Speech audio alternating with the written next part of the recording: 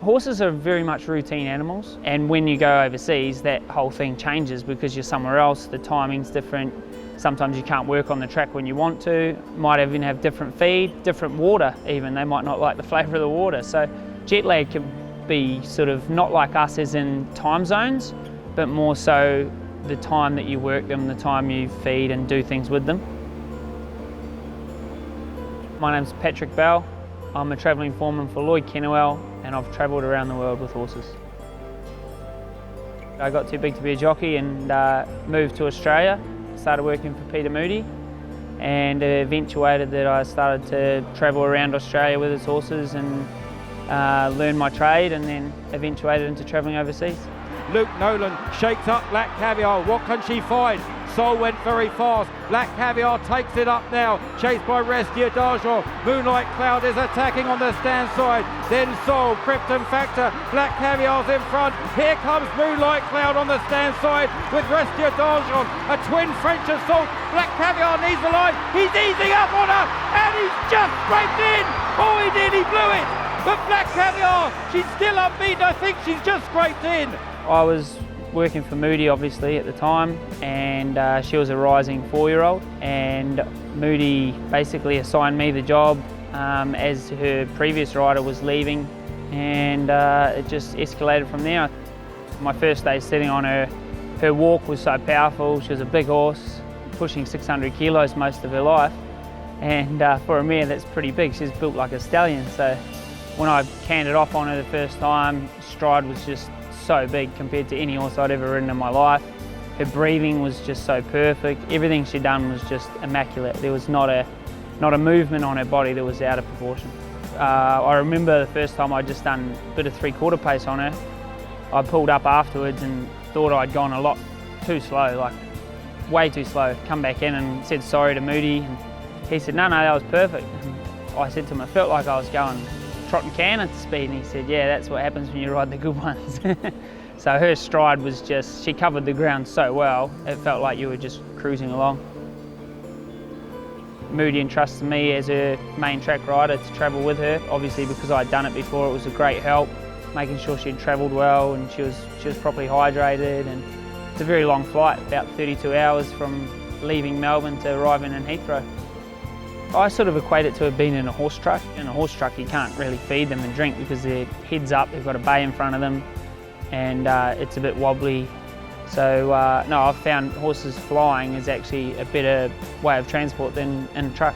The process is probably the hardest part. They get put in a little, basically a crate, like being in a horse box in a truck, and they get loaded on a elevator that takes them up obviously into the plane. It's a bit rough, shakes, a lot of noise, you hear the jet engines really loud right next to your ears. Then once you get up into the plane, you get pushed up to your spot, your holding spot in the plane, you get locked in, and then you take off. And once you're in the air, it's probably the most peaceful ride for a horse they could probably have. But like you said, they can't lay down really. They're on their feet for a very long time. They probably don't get a heap of rest because it's still quite noisy. So you try and keep them as comfortable as you can and hydrated, and if they want food you feed them, but the main thing is definitely hydration. Getting loaded on the plane can be very stressful, a lot of noise, a lot of shaking, and then especially a first time flyer, once you get up in the air you sort of don't really know what's going on as a horse, and they're a bit reluctant to drink and eat, so obviously they lose a lot of weight depending how long the flight is. Like I said, England is roughly 30 hours give or take a few, and if you don't eat or drink for 30 hours, you're going to lose a lot of weight. You're basically fasting like I used to as a jockey. So yeah, horses can lose anywhere. If they're a good traveller and eat and drink a lot of fluid and food and keep themselves hydrated, they might only lose 10 kilos, but something that doesn't, they can lose anywhere from 10 to 40 kilos easily. But if there was one thing I would say that you really should try and make sure happens is keep your horse hydrated.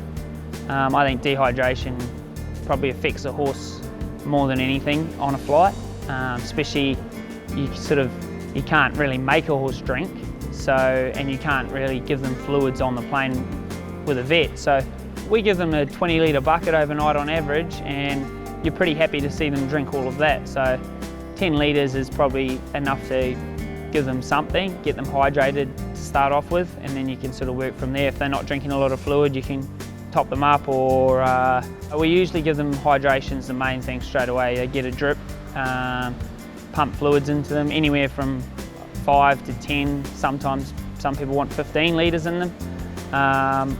Personally, I think 10 litres is a good amount, no more, and then you get to see them drink as well, so you get an idea of where they're at and how well they've travelled.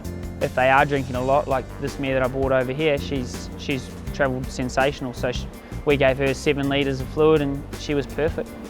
And then put their food in and hay, and I like to have everything on the ground, let the head get down, make sure that they don't get all congested up from the flight. Obviously horses can only breathe through their nose, so if their nose gets blocked, they're going to struggle to breathe. A long haul like Melbourne to England, 30 odd hours, is with no fluid is pretty harsh on a horse, especially stressing out if it's a first time flyer. They sweat, they lose a lot of fluid anyway, so definitely keep the fluids up if you can, and make sure they're able to get their head down so they don't get all congested up.